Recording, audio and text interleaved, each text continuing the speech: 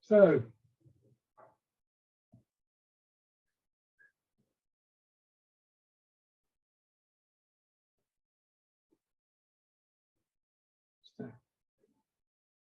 a couple of slow, gentle breaths. I was talking about the breath a little bit last week. If any of that sort of stuck, then it's there and you can begin to make use of it.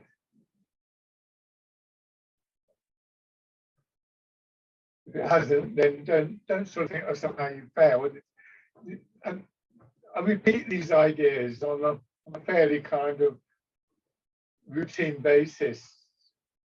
I found in my own learning that I will notice certain things at one time, and then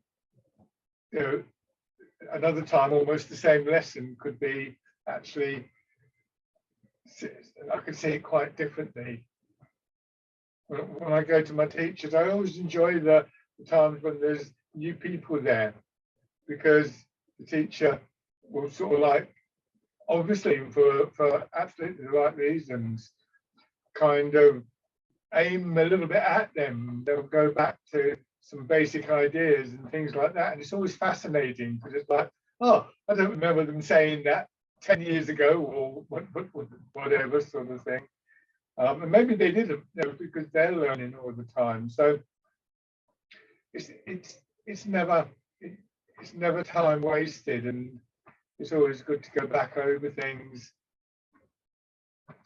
to see what it is wasn't picked up before. So if what I was saying about the breath meant something, then it's in there and you can just go over it in your mind. It might be something different that you're thinking of. And a good way of doing this is just to sort of really concentrate on the things that you are clear on, and just allow the other stuff to come out in its own time. I've sometimes found myself hearing something from a teacher and it didn't rushed over me, and then a few weeks later I'm outside practicing or I'm doing something, and suddenly it was like, that's what they meant. So there's always the basics come down to our posture, this refining, investigation into the basic posture. And we can make it very, very simple. We've got the ground beneath us, we've got the pull of gravity, and we've got us in between, as it were. Trying to find a way to stand and to move where that pull of gravity doesn't cause us to struggle. It's like, if you're out on a windy day and you want to talk to somebody or just look at something, you might stand in a particular way or find a particular way of standing that means that you're not constantly buffeted by the wind. Maybe turn your back to it or sideways on or something like that. We just line ourselves up with these forces. If you're standing on a slope, then one of the things you may notice, or sometimes if you're sitting somewhere and the chair's a bit lopsided or something like that, excuse me, you may notice an urge to be upright. Now maybe your back will start aching. You want my back aching, it's, you're standing on a slope. You're sort of doing that to make yourself upright. We have mechanisms within our body, our ears and other places, to adjust to a more upright, a more level posture. We want to make sure that what we do doesn't create that kind of aching in the back. So it's always good to take it from the ground. And when I teach outside, I always point out to people that we haven't got the same kind of floor space to stand upon. Quite often when we're outside, there's a bit of a bump or there's a slope or something. So it's always a slightly different experience, but hopefully where you're standing, your inside is fairly level, which gives you your starting point.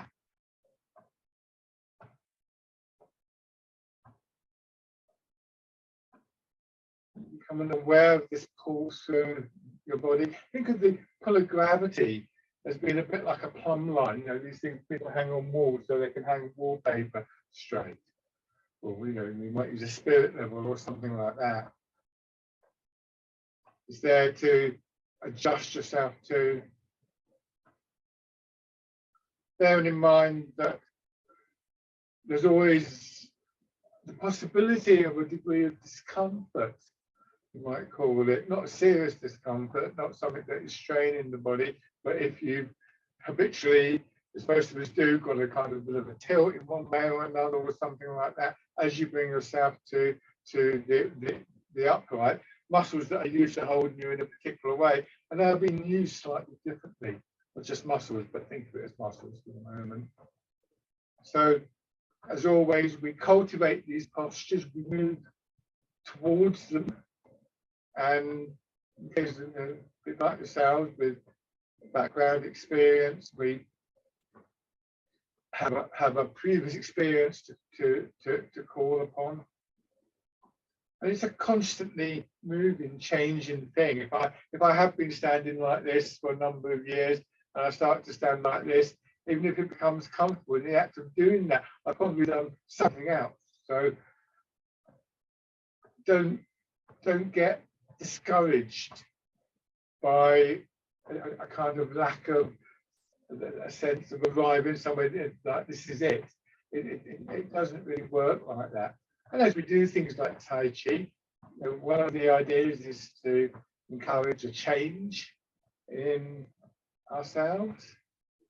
And you know, as we do Tai Chi, we get older, and as we get older, we change, and our abilities change, our needs change. So all of these things mean that it's an ongoing process. So this bringing of our focus of our attention in, what was you were just saying about, you know, doing your Tai Chi session, doing your practice gives you that break, that punctuation point in your day. We often feel, I think, that when we can't take that time, got to do this, we've got to do that. There's always something that we haven't done that needs to be doing, that we could be doing. And it's good to have projects and good to have aims and so on and so forth, but it's also good to step back from that. Give yourself that space, which we know from, you know, there's good evidence out there that taking that space is a useful thing. Years ago, I was teaching some people who were developing what we now know as the internet, so before the days when it was widely available to people, very into their computers and things like that. And one guy said that he set his alarm clock, and what he would do is he'd set it for an hour, and then, or whatever, an hour and a half, and he'd get into doing something, then the alarm would go off, he'd turn the alarm off, go outside, do some Tai Chi for 10 minutes, come back inside, set the alarm again, and off I go. And the alarm was to remind him that it was actually good to take a break. He said he was working at least as efficiently, if not more efficiently, by taking those breaks. Notice not only our posture, but our movement, which parts of the body are engaged in our movement, which parts of our body are engaged in maintaining a structure that enables the movement. And again, in basis, it's very simple. Gravity is working through my body. If my weight is back in my heels, this is constantly happening. So I want my weight to come more forwards until I don't feel that I'm being pulled over in either direction. And then just allowing the hips to drop back, a softening of our knees, and the feeling variously described as though your torso was just sliding down between your legs somehow, as though your pelvis were hanging from the spine. And that has the effect. See, when I'm forwards, I'm angling forwards, it's exaggerated, but that's counterbalanced with this feeling of dropping back. And it's always the same thing, and it's always something we have to remind ourselves to come into, I think. It's strong on the legs. That softening of the knees and that slight dropping back very much engages the quadriceps at the front of the thighs and the other thigh muscles. And with time and practice, they will condition. And as they condition, they'll be able to absorb that load better and better, and eventually without straining. And then it seems to soak in more. And then there seem to be other layers there. So there is this feeling that the legs are being used very much so. You're standing on them and supporting your weight. And elsewhere in your body as well, just surveying, if you like, observing what's going on in your body. And then just raising your arms a little bit.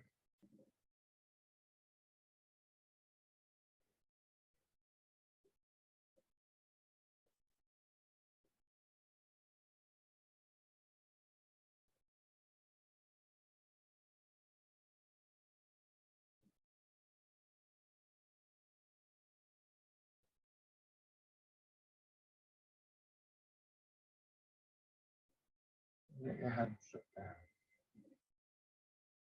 Let's do this little exercise, swaying in the river. And start just by letting your weight roll forwards and backwards a little bit. Try and keep your knees just a little bit soft. Keep that same feeling of your hips dropping back, your pelvis hanging from the spine. You may notice in that movement from front to back, when I'm here, my pelvis is sort of, I'm doing that. If I can just let my pelvis tuck under a little bit, even here, angled forward, it's able to sort of pull me down. I'm not falling forwards. So in that slight change from front to back, there's a little adjustment that begins to take place. The pelvis counterbalancing the movement of my shoulders. Hands in front of you, or sorry, hands to the side of you, palms facing the front. And my weight goes forwards. I imagine doing this in water, standing in the river, remember. So the pressure of the water would hold my hands back. And then they'd follow on slowly. And as they start to come forward, I'm already going back. So as you do this, feel what's happening in your shoulders, your chest, and your upper back. When I say they're prevented, they're not held tight. There's a little bit of movement there, but just the sheer density of the water prevents them moving as quickly as the rest of the body. As long as you're not stiffening up, you're not holding your shoulders tight, which isn't the idea. So gradually we begin to feel how our body moves in these circumstances, the adjustments are being made quite naturally without having to strain or to struggle for them.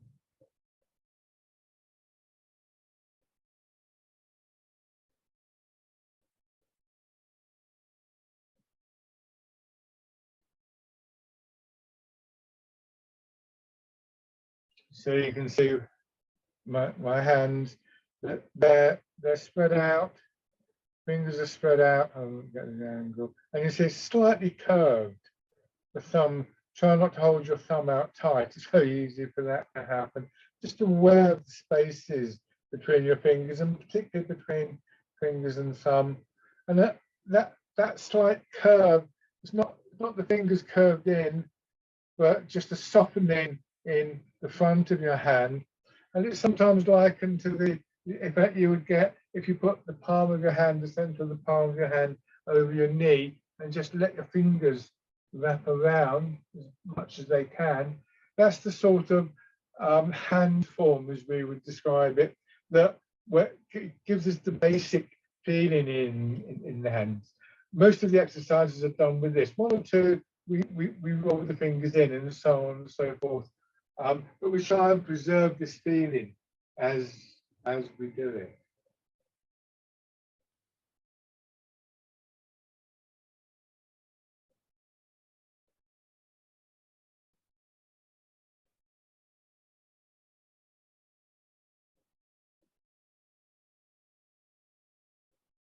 Begin to notice where there's the possibility of a neutral point.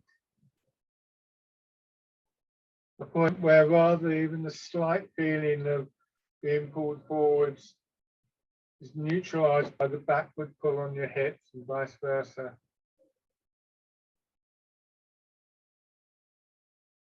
And this time, go back into your heels, and as you come forwards, just resting down at that point. You come forwards until you reach there, and instead of going forwards more like this, you actually let your hips go back more. So you begin to sink down, you bring your hands around as though you're cradling the ball. You push up, your body expanding and contracting. So the direction of movement has changed. Largely speaking, the main direction of movement in your body, of course, is now vertical, it's up and down. But of course, because the hips are going back, there's still an adjustment on the part of the pelvis. There, I'm tight in my back, and you can see it's pushing me forward a little bit. If I can release that stiffness in my back, then it settles me down. Here, if I'm tight in my back, it pulls me back. So as I sink down, not only in my hips and my knees, I want that feeling of releasing, of softening. In the small of my back, in my lower back, just allowing myself to settle. It's all fairly obvious, but it's quite difficult. Remember that a lot of the things that stop us from doing this easily are processes, mechanisms that we've developed over the years to account for all sorts of things. Example I always think of is many years ago, I was one class I was going through in some detail the posture. This is where the hips are, this is where the shoulders are, and so on and so forth. And at the end of the class, this woman came up to me. She was smiling actually. And she said, "Look," she said, "it's all very well." And she went like this. She said, "I've had 3 babies." And that's just about said it all. In other words, she spent quite a long period of time with a child on the hip, and probably another couple running around her feet while she was, I don't know, washing up or doing, shopping or something like that, which meant that this became the norm for her, and her body set like that. So to move from this to this, as I said, physically there's a lot of adjustment, but also in our minds, how we picture ourselves, and it can feel quite insecure. So we begin to get glimpses of the postures that we're looking for, and in those moments of glimpsing them, sometimes we can just feel that there's a rightness about it, a strength about it. Oh yeah, this is it. And then we lose it again for various reasons. But it's good to notice that sense of rightness, that sense of strength, to remind ourselves that even if there's a voice inside saying, "Oops, you're going to fall over," or whatever, it's actually not.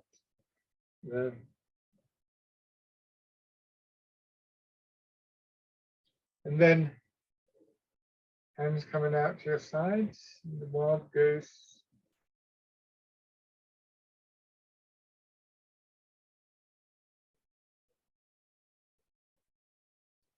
The flow of the movement can be a useful indicator, so long as we can feel it all through the body, not just in our arms. It's one thing to move your arms up and down in a very soft way, although not so easy in the long term with this exercise. It's quite another to feel it coming up through your calves, through your thighs, through your back.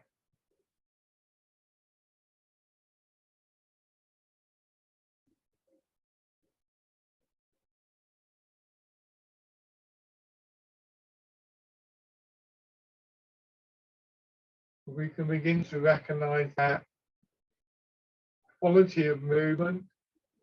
And it's normally a good indication when we can feel it through the whole of our body that we're starting to get the postures correct. And then parting the clouds.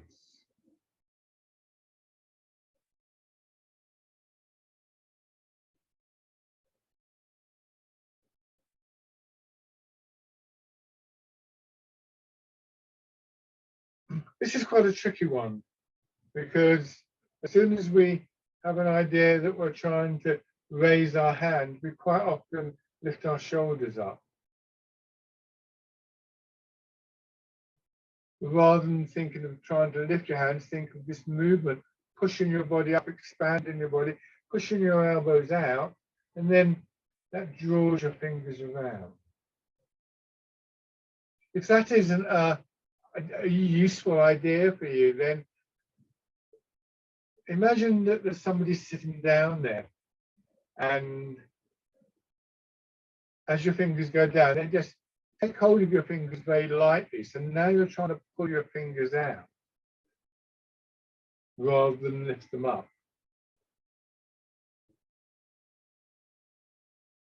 Or you could imagine it the other way around, that somehow they're sitting up there, and from here they grab hold of your fingers, and you're not going to kind of pull your hands down, you're just going to drop your body down. Either way is fine, because either way, in doing that, we become aware of connections in the body. That last image was one that I came across some years ago, but I've been doing Tai Chi for a good 20 years at that point. And somebody at a seminar used that image. And straight away, there was, oh, yeah, a little light bulb moment.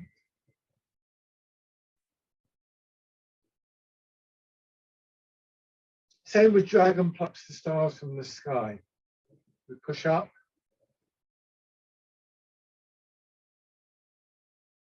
We wrap our fingers around. We rotate the arm, and then we pull down. So you imagine plucking something like an apple off a tree. It's hanging on a bit. Or, yeah. Pull down, not just with the arm, but with the whole of the body. We just draw down as we're making that rotating movement. Remember also the feeling in your hand. Maybe it's not an apple, maybe it's something like a peach, quite soft. So you don't want to squeeze on it, but you do want to grip around it. So when we do this, I can get my fingers through there. There's a hollow space there that maintains that openness in the palm of my hand.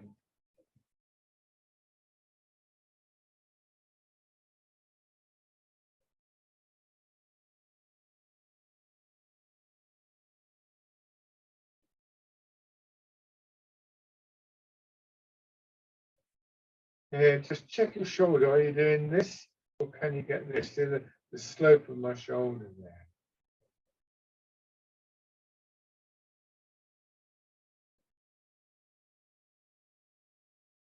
So often it's with the more familiar exercises. I know this one's nice and simple. Dragon plucks the stars from the sky.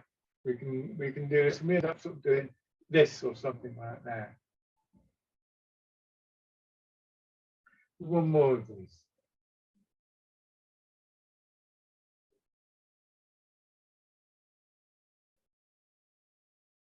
and pushing in 4 directions.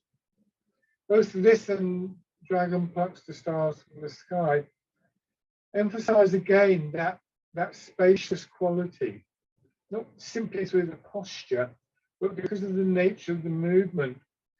It's very distinctive 2 stages. We expand, we contract. And what we want to try and do is to feel that contraction right to its full quality. Going back to the breathing for a few moments, if that's comfortable for you. If we were doing this with a breathing pattern, we would probably be following the pattern of expansion and contraction, breathing in here and breathing out on the contraction. And if sometime when you're just sitting quietly, see if you can just observe your breath, and you'll find that in a quiet breathing pattern, nothing particularly else going on, there's a feeling of a slight pause between in-breath and out-breath. Not a holding of the breath, it's completely natural, almost like the sort of hang time in things like sort of basketball and netball. They leap up, they seem to just hang there for a moment. So there's a little bit of a pausing, halting between stages that doesn't interrupt the flow of the movement, and isn't sort of like, it's not like you come back and I've got to pause there. You just observe that it's there, whether you're following the breathing or not.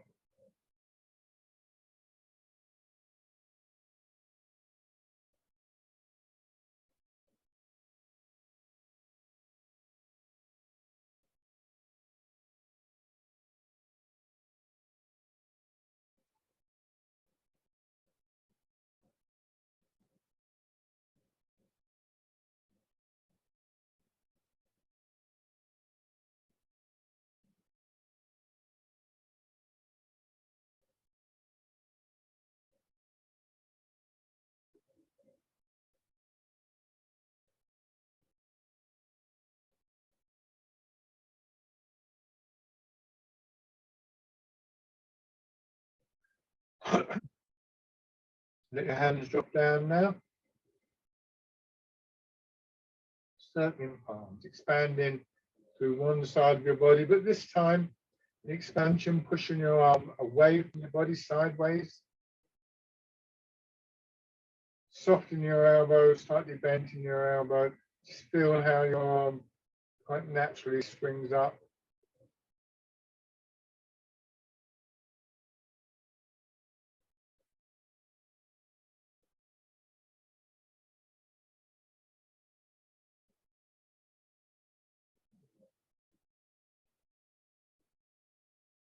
And then adding the turn. So all of these things combine to enable this sense of movement, the sense of the flow of the energy through our body to become more flowing, more fluid, more harmonious, less of a struggle. I'm not suggesting that there isn't a case for, if you like, intervening in that, but that's not necessarily the first thing that we should be doing. Change sides. That's why I like this term cultivation. When we cultivate something, when we grow a plant, we till the soil, we water it, we plant it, maybe tie it up and so on and so forth. The plant does the growing. As it grows, we may begin to think, well, hold on, I don't want that bit over there growing. I want it to grow in this way or whatever. But it's done with a kind of minimalist quality, I think.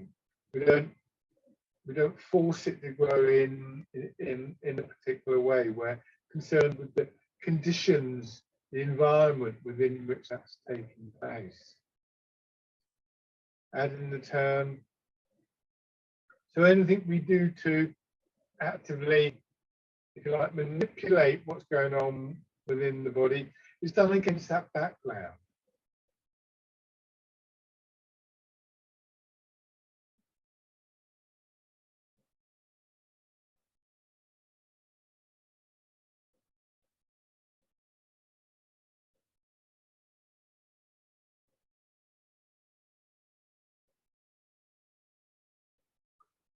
Now rowing a boat in the middle of the lake. Very carefully, making sure that as you go forwards, you're not pulling on your back or your spine in a kind of tight way.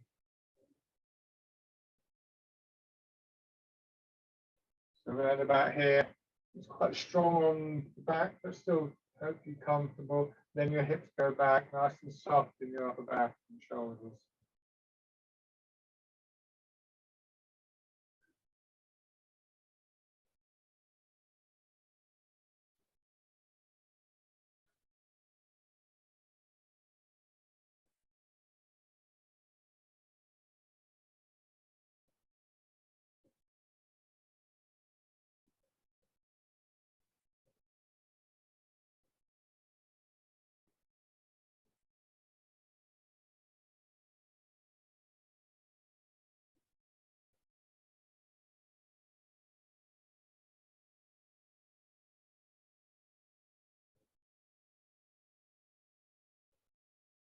And then polishing the table. So a lot of your attention focused here on your hips, turning, then pushing the hips back again, swimming around.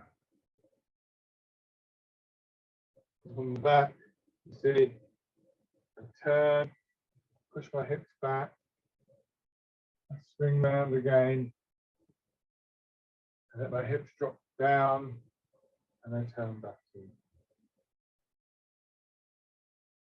This sends my shoulders and my hands forwards without me having to strain to extend my arms, without the feeling that in doing that, I'm sort of pulling myself forwards.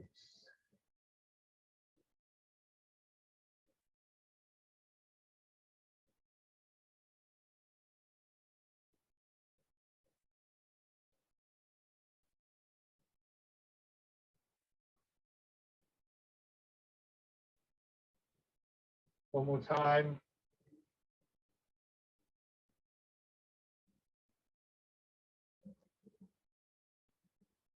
And just do bear play. We haven't done that for a while in these sessions. Actually, it's actually a favourite exercise of mine, bear play, because of the way it uses the body. Start with just your weight moving a little bit from one foot to another. Remember that with bear play, some of these ideas are sort of pushed to their limit. There was more obvious movement through our hips. This is quite useful because I remember some years ago reading a book about Tai Chi, and the guy kept going on and on about the hips. And I remember thinking, yeah, okay. but every other page he was mentioning the hips. And about the same time, I was working with somebody who spent just a few days with a teacher in Taiwan, and she came back with lots of stuff about the hips, and I realised that there was a lot going on within the hips that isn't visible. Basically, you can sometimes feel it yourself or on somebody else. You can really see it, but in bear play, you can. So we go slightly out of line, but not so far that it's a strain. So in the first instance, you move into one foot and you push the hip forwards. I'm exaggerating this. My knee's probably gone. Oh, not too bad. I thought my knee had probably gone out of line, but not too bad. You don't want your knees. You don't want your knees to do this. It should be back here. So from here, it's a very much a turn in here. Careful not to twist up your back.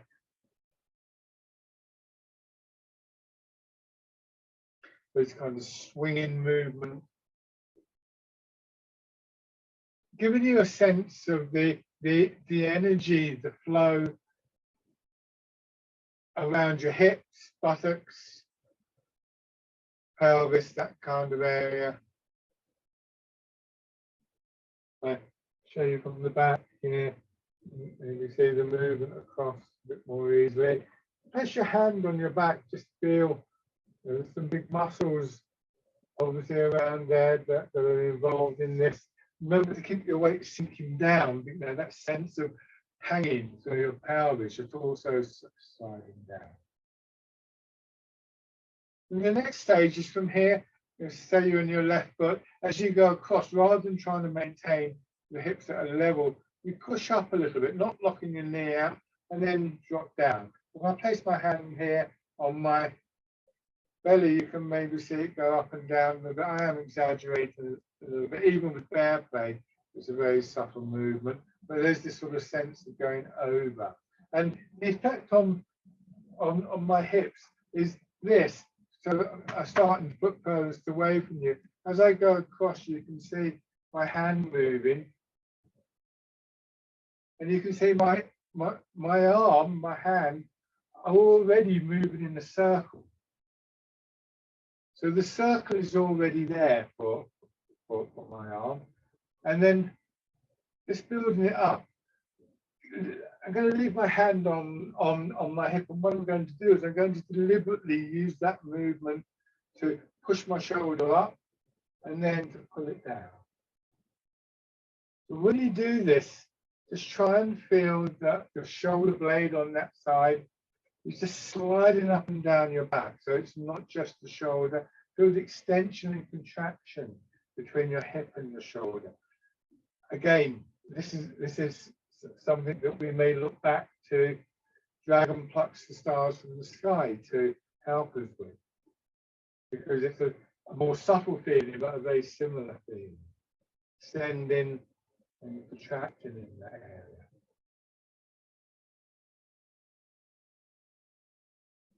The push comes from the opposite side. Try it on the opposite side now, just to get that feeling. So although the shoulder and the hip are rolling a little bit, it's almost like somebody's gently taking hold of your shoulder or your hip, just massaging, just moving it around very gently. There are moves in Chinese massage that encourage that kind of feeling, interestingly enough.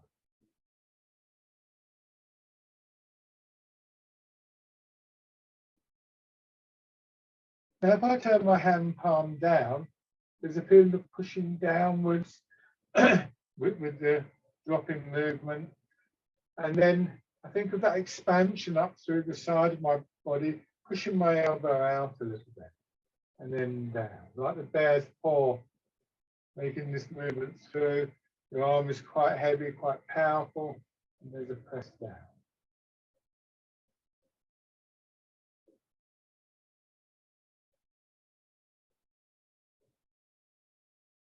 Same thing on the other side. So these are the different pieces. It's like when we build a movement up in this way, it's a bit like doing a jigsaw puzzle. You spread out all the pieces, you find maybe the corners or whatever the key pieces, and then gradually build up the full picture. So what we have with bear play, this movement from side to side. Notice where my hand goes, it's not out there somewhere, there, front of my hip, pointing in the same direction as my toes. So it's not a kind of wild movement out there. Still a fairly economical movement. One that can really give us a great deal of awareness of the energy in hips and back.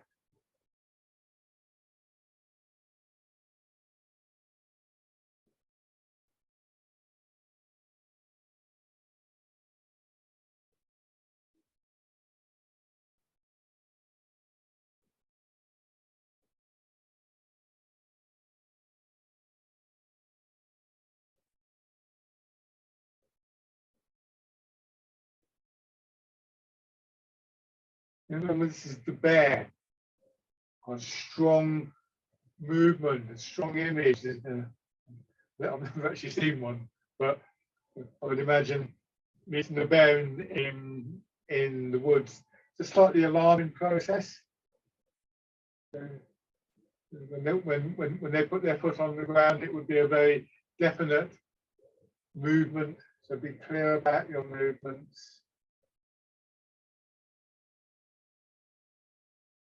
Be aware of that circular movement in your arms and your hands, with the emphasis at this point on the downward movement. But now we're going to change that slightly. Rather than putting the emphasis on the downward movement, it's going to be a forward movement.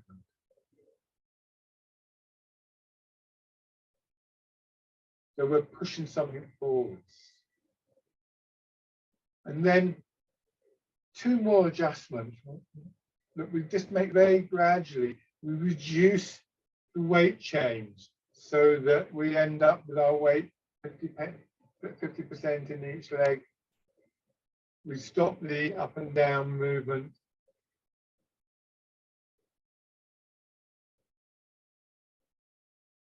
And finally, a little bit more precise with the hands. They come in towards the center line of the body and press forwards. This gives a stronger feeling, even so, even the bear play, a more directed feeling might be better. We're no longer spending energy on swinging the hips too much. We're no longer having to shift the weight. We're no longer going up and down. But there's still the pull of gravity working through our body. There still has to be some kind of force stopping us from just collapsing. We're still turning in the center of the body to really funnel that energy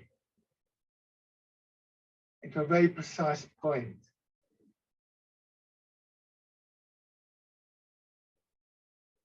But don't lose that sense of movement in your hips or your back. This is a very typical process as we make the transition from certain movements to others, like this one, like the transition from pushing and casting net to pushing a wave, where by reducing the external movement, we make the internal movement feel more powerful.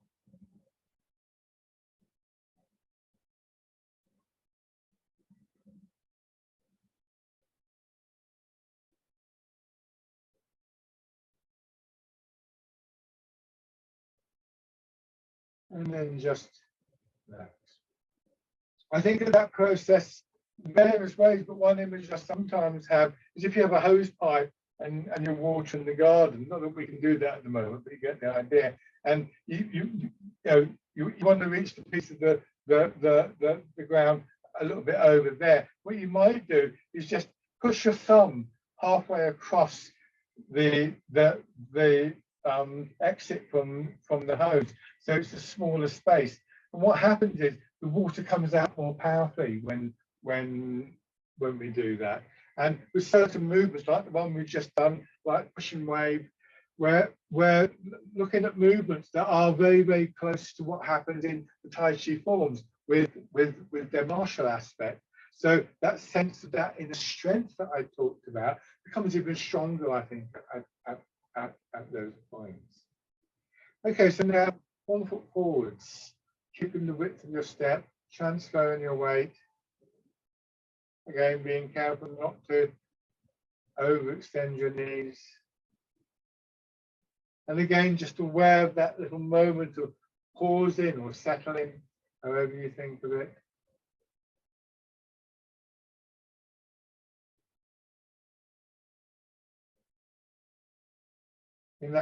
In that time, in that little bit of space, aware of the alignment of your posture, sinking down. And you can begin to raise your toes and your heel.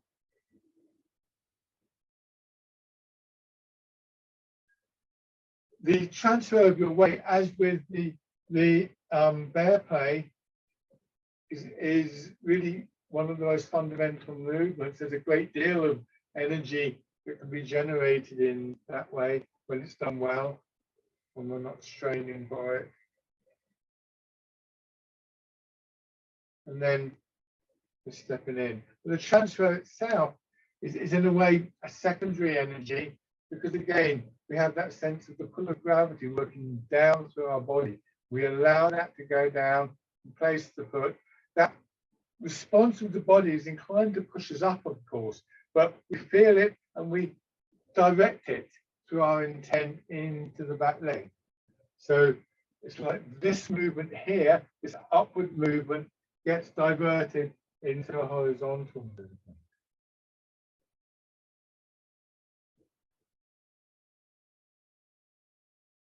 Same thing on the other side. When we think about the energy, the momentum, the power, the strength, two things really. One is it's not strength in the way we often tend to think about it. There's a term internal strength that we use. So it's not like a hard wall, it's more like water. The second thing is it's not just about the martial side, but that's where the idea comes from. But it's the strength of the energy, a strength of the body, a strength of the mind. And again, you know, in a busy, pressured life, those kind of qualities are very important for us, I think. And then raising your toes and your hips.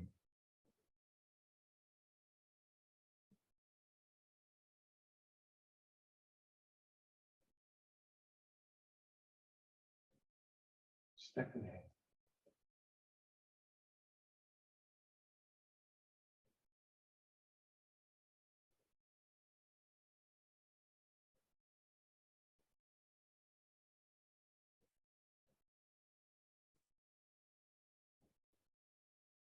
And step through.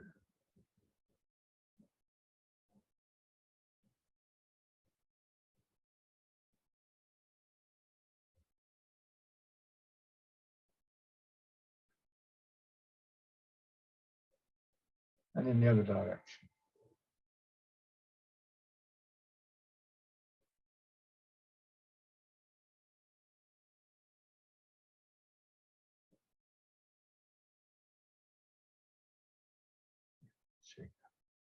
Right foot forwards. Fisherman cast the net. Not dissimilar to the exercise we started with, swaying in the river.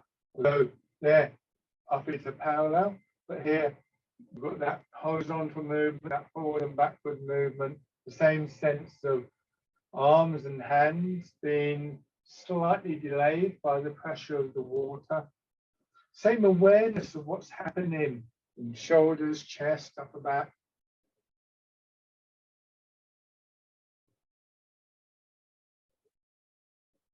Lovely sort of wave-like quality of movement working through our body.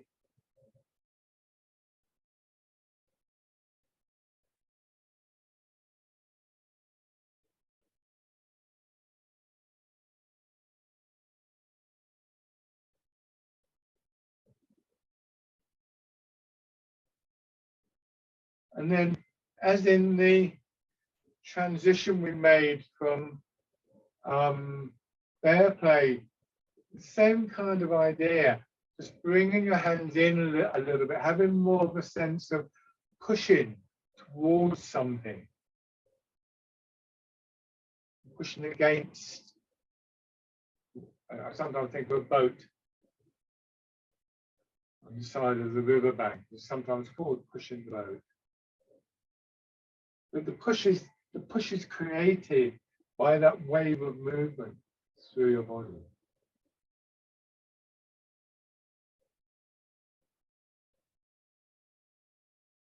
So what we don't want to do when we do this is to suddenly go from this to this, because now that wave is being blocked.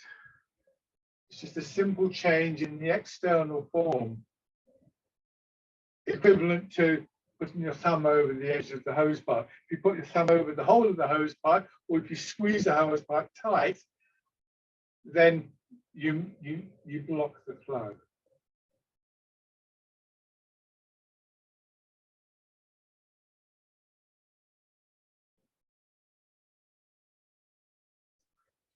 Now we bring in another factor, which is we're going to turn in our center. So this time as you go back, leave your right hand above the right foot, the front foot, sink back, and as you turn, draw your left hand back and into your shoulder, turn the right hand palm forwards, and then going forwards, this is repulsing the monkey, turn out just a little bit and back. Remember, in earlier exercises, I said that when your hands are pushed away from your body, they will naturally swing up. So we don't have to lift the hand, we let the arm swing away from the body, carried by the momentum, the energy that comes from that transfer of the weight. And the arm just arrives at our shoulders as we pulse the monkey. And again, I'm not suggesting that we don't make an effort. We want to maintain the posture. We want to maintain the structure in our arms and our hands and our fingers so that that movement follows our intent accurately.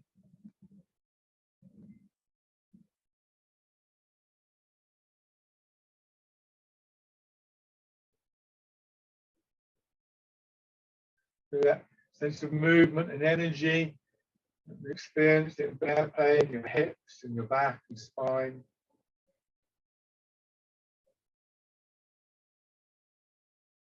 One more time.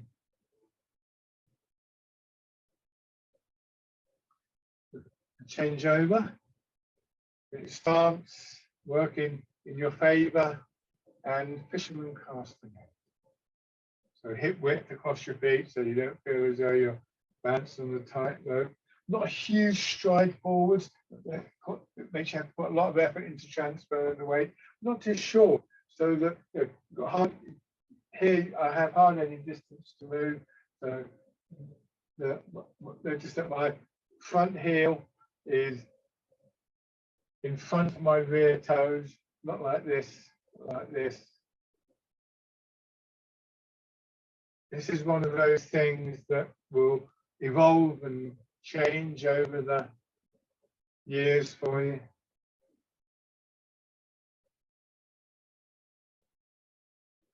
Fisherman cast the net.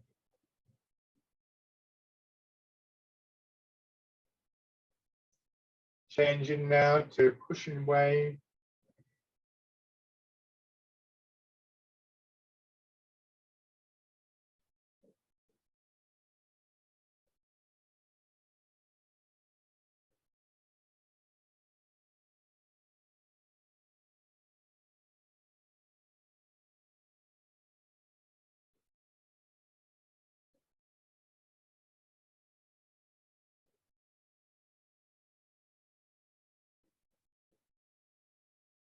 And repulse the monkey.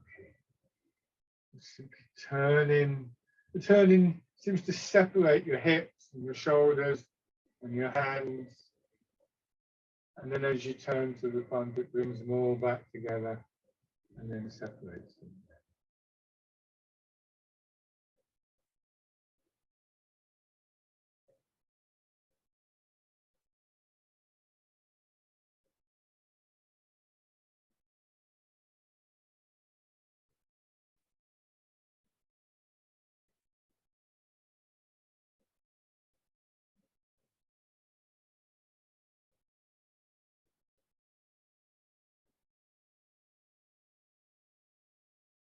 This time, just turn your front foot out a little bit so you can sink a little bit more weight into it. Go forwards. As you turn, raise your back heel and bring your foot through.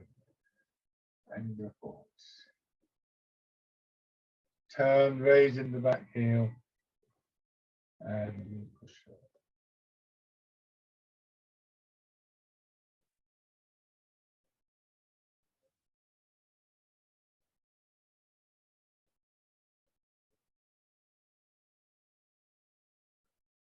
Now, don't take a step this time. Go back, raise the front toes. You can't see my toes, I'm afraid. Step back and move. Make sure you put the foot down before you try and move your weight. For obvious reasons, really. Otherwise, you'll just fall over. You can bring the foot in. You can put your toe down just to steady yourself there. Push out.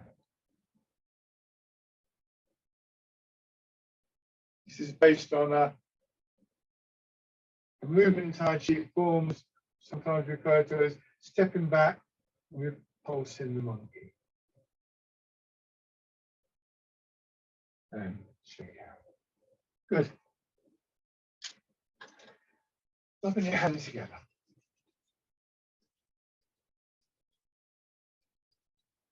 Tapping over your face.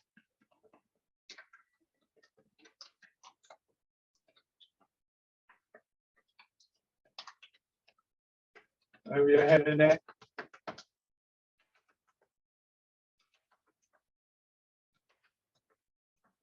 Down to one shoulder. Arm.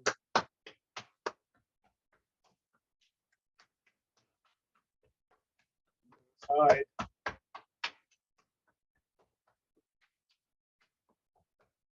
Your back.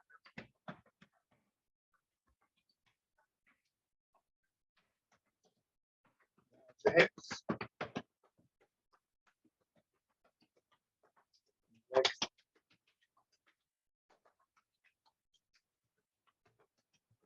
Light on your belly. The upper part of the chest. Good. So,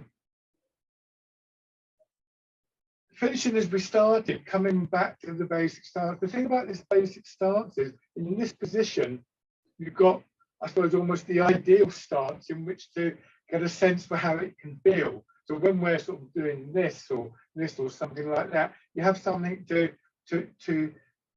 measure it against, if that makes sense. We know that so standing here like this is a bit more difficult than standing here like this, for instance. But just training yourself to recognize what you're looking for is always a very useful thing. So coming back to this, coming back to the mountain, sinking down, pushing up. Notice the pull, the feeling of pulling on your hips, already drawing you back down. So again, theoretically, that returning process should be as near as automatic as is reasonable. But in practice, of course, it's quite difficult.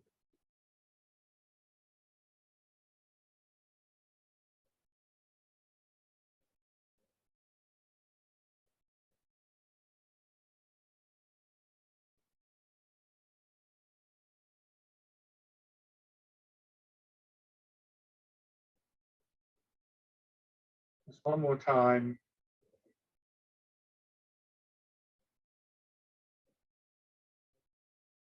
And then let your hands come down.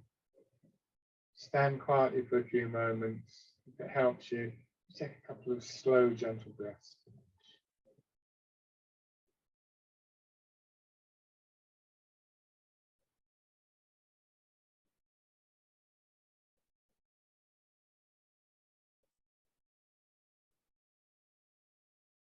And shake out. Thank you very much. That went awfully quickly. I was going to do more exercises.